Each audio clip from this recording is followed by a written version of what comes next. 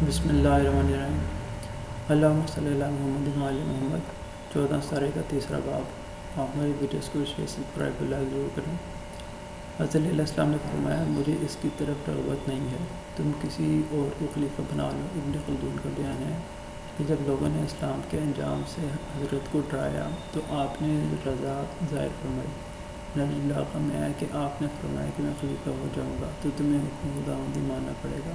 بہرحال آپ نے ظاہری خلافت قبول فرما لی۔ مصنف بریف سروے نے لکھا ہے کہ 655 میں تخت خلافت پر بٹھایا گیا، جو حقیقت کے لحاظ سے رسول اللہ صلی اللہ علیہ وسلم کی رحلت کے بعد ہی ہونا چاہیے تھا۔ روضۃ الاحباب میں ہے کہ خلافت ظاہریہ قبول کرنے کے بعد آپ نے جو پہلا خطبہ پڑھا، اس کی ابتدا ان لفظوں سے تھی: خدا کا لاکھ لاکھ شکر ہے اور اس کا احسان ہے کہ اس نے حق کو اپنے مرکز اور مکان پر پھر لامجود کیا۔ تاریخ اسلام اور جامع عباسی میں ہے کہ 18 ذی الحجہ کو حضرت علیہ السلام نے خلافت ظاہریہ قبول فرمائی اور 25 ذی الحجہ 35 کو بیعت عامہ عمل میں آئی۔ انسائکلوپیڈیا برٹانیکا میں ہے کہ جب محمد صاحب نے انتقال فرمایا تو علی میں مذہب اسلام کے مسلم سردار ہونے کے حقوق موجود تھے، لیکن دوسرے 3 صاحب ابوبکر و عمر و عثمان نے جائے خلافت پر قبضہ کر لیا۔ علی ملکب خلیفہ نہ ہوئے، لیکن بعد میں عثمان 656 میں علی خلیفہ ہو گئے۔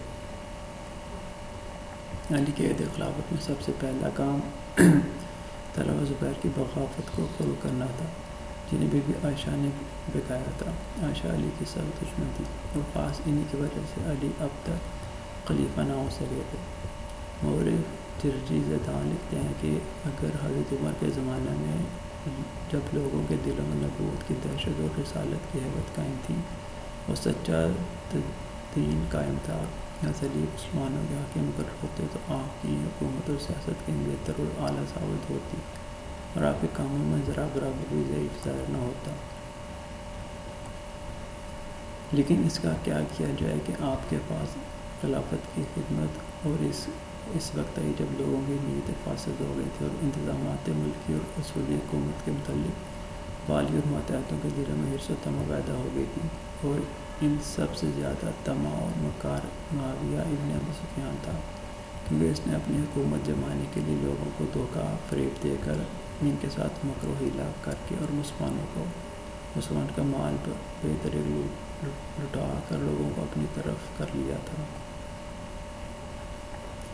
فاضل معاصر سعید بن حسن چارجوئی لکھتے ہیں کہ اگر علی رسول کے بعد خلیفہ تسلیم کر لی جاتی تو دنیا منہاج رسالت پر چلتی اور راہوار سلطنت حکومت دین حق کی شراب سر پر دوڑتا، مگر مصلحت اور دور اندیشی کے نام سے جو آئین اور رسوم حکمران جماعت کا جزوی زندگی اور اوڑھنا بچھونا بن گئے تھے، انہوں نے علی کی پوزیشن ناہموار اور ان کا موقف ناستوار بنا دیا تھا۔ پچھلے دور کی غیر اسلامی رسموں اور